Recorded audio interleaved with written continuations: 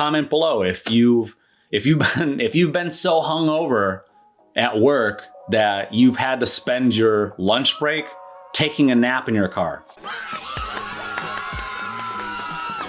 3-ish, 2-ish, 1-ish. All right, welcome back to Getting Sober ... Again, my name is Jay, and today we have a user-submitted topic, and if you haven't yet, make sure that you hit the subscribe button to subscribe to this channel. I would greatly appreciate it. And at some point during the video, leave a comment, something that you might relate to, or even if you just want to say hello.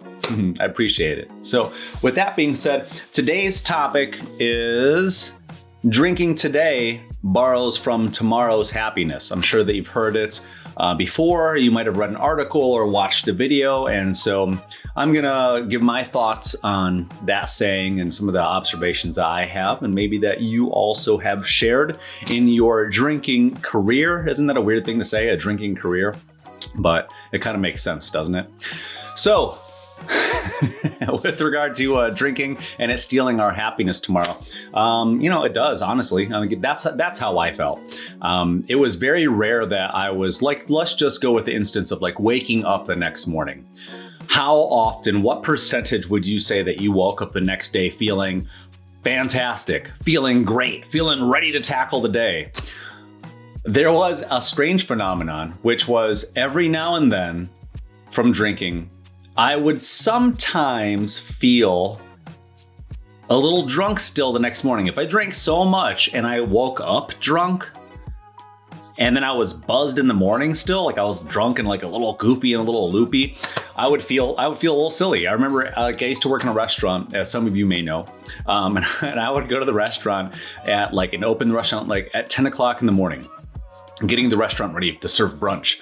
And I remember just being drunk still. And it's like, I work with other service industry people. A lot of service industry people drink heavily, or smoke pot or do whatever else, right?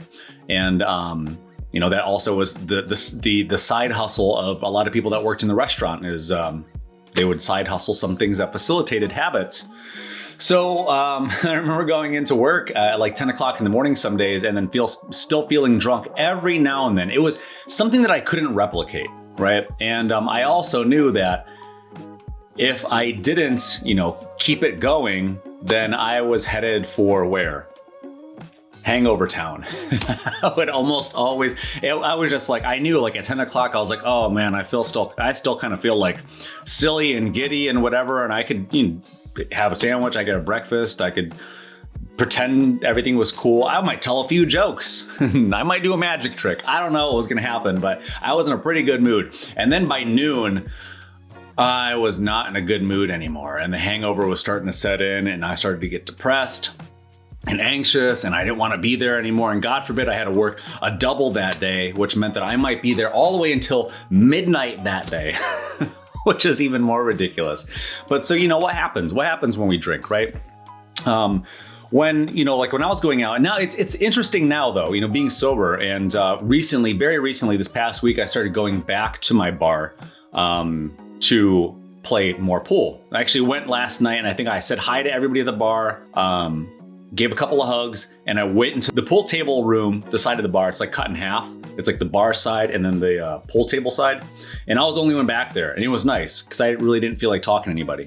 And so I went back there, and the interesting phenomenon now that I'm not drinking is watching people's moods being super gung-ho and happy in the beginning, and then that kind of trickling off and trailing off, or watching people get more belligerent, and then maybe their volume level stays the same, or maybe it even increases. But watching people throughout the course of the night, their spirit tend to dwindle a little bit, and then they kind of get into like a defeatist kind of like I give up attitude, like I'm just ready, I'm tired, there's no more energy left in me. I've drank and I've suppressed all of the energy that I have. And when we drink, we get that first buzz. That's the tried and true thing that we were always counting on. We knew that if we drank, which is again, one of the dangerous things about drinking alcohol is every day, we're pretty much guaranteed that one solid buzz, that first flood of dopamine in our brain, that feel good, that lifts our spirits and gives us a little boost of energy. We would get that, and then we would try to get that again on the second drink, and then it wouldn't be as good. And then we try to get that again for maybe a third drink, and it wasn't as good. And then we would even go negative. We would start to feel negative feelings. We would start to feel disappointed in ourselves. We'd start to feel anxiety, maybe about what we should have been doing, if we start to let those thoughts, because there's always something else that we could be doing, right? But then we chose to drink for a session, for an hour, or for 2 hours, or for 3 hours, or all night until the bar closed. Being surrounded by people of the same level of misery or the same, decision process of wanting to just spend their whole night drinking, right? Drinking the night away, drinking your dollar away, and watching those people when you're drunk, it's like you're all just kind of in the same boat. You're in the same position. And very rarely, like how often do you hear people when you go to the bar and you leave the bar, how often do you hear people go like, you know what? I feel great. I think it's time to get out of here and go home and have a productive night. Nobody ever says that. Never does anybody say that. People may be in a good mood when they leave, but usually people are leaving because they're tired now and they're kind of depressed, and it's just like, or they need to leave because they need to go get some food, or it's an emergency, or they need to get out of there before they can't do something risky like drive home, which they shouldn't be driving home anyway, or whatever bad decision that they're going to go and remedy their drinking habit with to offset the depressive part of drinking, and try to find themselves a little pick me up. So it does rob us of our happiness the next day, in more than one way. Now, it doesn't mean that it's going to rob everybody of their happiness every day. No, it doesn't mean that, of course, because everybody is different. The way you metabolize alcohol is different. Most people metabolize alcohol, a unit of alcohol, which it could be a shot of liquor, it could be a beer, a 12-ounce beer, and it could be a glass of wine. That is basically 1 unit of alcohol. Our livers, most people's livers are conditioned to filtering out 1 unit of alcohol per hour. And I think that, maybe comment below if you were in the same boat as I was, I was able to metabolize alcohol pretty quickly. So when your body is used to a daily flood of alcohol, or daily flood of anything, your body is an amazing machine. It is meant to heal, and it is meant to self-regulate and all that stuff. So for some of us, I think that, and it has been shown that some of us were able to filter out and metabolize up to 2 units of alcohol per hour. Though I've not come across any research or studies that have shown that anybody's been able to metabolize any more than that. If you find anything, let me know. But from what I've seen, the maximum has been about 2 units of alcohol that your liver can filter out per hour. So when we're in that situation of the bar, a couple of things that are happening when we're drinking. It doesn't have to be a bar. You can be drinking at home. But we are depleting our body of very important amino acids, vitamins, minerals, nutrients.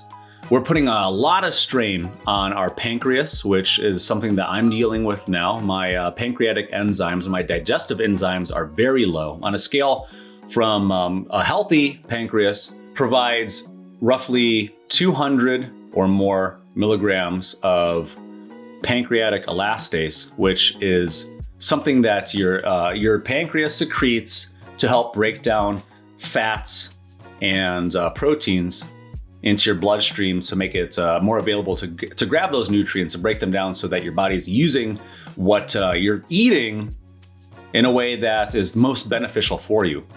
So in my case, I happen to have right now, we don't know if it's chronic, which means permanent or just about permanent, or if it's acute, maybe meaning that it's a big deal right now, but it might go away. So I'm dealing with acute, as of right now, it's been diagnosed as acute pancreatitis. So that means that my pancreas is not secreting enough of the digestive enzymes. Essentially, if you're not getting the most out of what you're eating, you're gonna feel tired throughout the day. You're gonna feel a little bit more weak throughout the day. Your body's not gonna be able to heal the right way throughout the day because one of your vital organs isn't working the right way, okay? So going back to the robbing us of tomorrow scenario, robbing our happiness tomorrow by drinking today. So if we drink today, I like to think of drinking in terms of credit, right? So it's kind of like when we spend the money that we have, we don't go into debt. But when we use a credit card, when we borrow money, we are borrowing money from our future activities. We have to make money in the future just to pay for something that we bought today. And that's kind of what happens with drinking. So that we end up robbing our body, like I said, of vitamins, minerals, nutrients, amino acids, all the things, the building blocks of what we need to have a functioning, healthy vehicle that we have to mentally ride through our existence through every day, right? So we lose out on some of that. When our liver and our pancreas and other organs are constantly having to filter our blood to make it more, to make our body run smoothly, we're not going to be the best versions of ourselves. Another thing that happens with alcohol is that we can't hit REM sleep the way that we need to. We're not going to get the good quality restful sleep that we need to have a better day tomorrow, And at the end of the day, all of us, we all want to feel better, right? We want to feel good. Everybody, from when it comes to having a cup of coffee, to put a little pep in our step, to think a little bit clearer, to make a better podcast episode. That's making ourselves feel better. We're trying to manipulate our body to try to feel a little bit better. We try to take like a pain reliever because we worked out a little too hard at the gym. That's changing our immediate environment to try to feel better. And there's nothing against feeling better. When it comes to maybe loving your friends and your family and having a conversation with somebody that might be uplifting or being of service to others, we do things that try to make us feel better. We try to continue paying our bills so that we have a roof over our head, so that we don't get rained on, so that we can pay the heating bill, so that we can stay warm. So there's nothing wrong with feeling good, but there is something wrong with abusing the methods that we use to feel better. And in our case, that ends up being alcohol, right? So the interesting phenomenon being, now that I'm sober and going back to the bar, is watching people dwindle down, having the great pep in their step and being lively and jovial throughout the night. And then as I'm still there playing pool, watching people's demeanors change, watching them become a little bit more depressed and a little bit more quiet and reserved, and watch their face kind of become like straight. I potentially was that person. And though I tried my darndest to mask the symptoms of how I was feeling and the effects that alcohol was having on me. And then of course, the random, which was more than random, the Irish goodbye, just leaving without saying goodbye, because, I felt embarrassed. I felt embarrassed that I was like a little too intoxicated, or I might've been slurring my words, or like, I just didn't feel like it. I didn't feel like socializing anymore. And I didn't feel like that anymore because I was feeling depressed. I was feeling anxious. I was feeling a little shitty about the decisions that I made about spending all that time and all that money at the bar. And I wasn't feeling happy anymore. I wasn't feeling good anymore because alcohol is a depressant, right? And then so having put myself into that condition, and then having to go home and try to eat some food to sober myself up, to kind of soak up, to undo some of the damage I did. So now I have to come up with another remedy, which is salty, greasy, fatty food, which creates another problem of like, well, now I'm adding more unnecessary calories to my body. And then that's just piling on to the poor decision, one poor decision after another poor decision after another poor decision after another poor decision. I may have talked to somebody or gotten a phone number that I didn't want to, which was the case, and haven't given my phone number to somebody. And this girl ended up like contacting us, the wildest, craziest messages for like a month straight, until I had to lie to this person and say like, hey, I'm dating somebody, I'm sorry. And just to get this person off my back. Like it was just, poor decision after poor decision. And then like not getting the quality sleep that I want to at night. That's another poor decision. And then and waking up the next morning and having to like hydrate, just keeping the bottle of water next to me just to try to replace all the fluid that I'm losing from the decisions that I made the night before. So it's like, when you drink, alcohol is a diuretic for us. And what ends up happening is we end up, our cells end up releasing water. We end up releasing water that we have consumed throughout the day, just from normal things like eating, from innocent beverages like water. We end up flushing some of that out to try to rid some of the toxicity out of our body from the alcohol that we had consumed. So then, of course, I'm sure that you've woken up in the desert like many of us have, like I have. And then so we start off our day that way. And then we might do something like to try to pick ourselves up in the morning. We might end up have some coffee, which is another diuretic. So it's like we're trying to rebound and heal from the decisions of yesterday. And then that takes the whole beginning of the day. And in some cases, if you might have been, I have like, comment below if you've been so hungover at work that you've had to spend your lunch break taking a nap in your car. I've been there. Not proud of it. It's just something that's happened, right? I'm not the only one that's been through that. So I'm expecting that some of you are going to comment below. But I commend you in your journey. I commend you on being where you're at and taking the steps and making the efforts to make better decisions instead of worse decisions. And comment below what day you're at, or what month or what week you're at, or how many years you've been sober. And feel free not just to comment in relation to what I'm talking about, but if you see some comments below too, and if you want to be helping, if you want to be of assistance to others, here's an opportunity for you to let your light shine on your journey. So with that, I will conclude today's episode.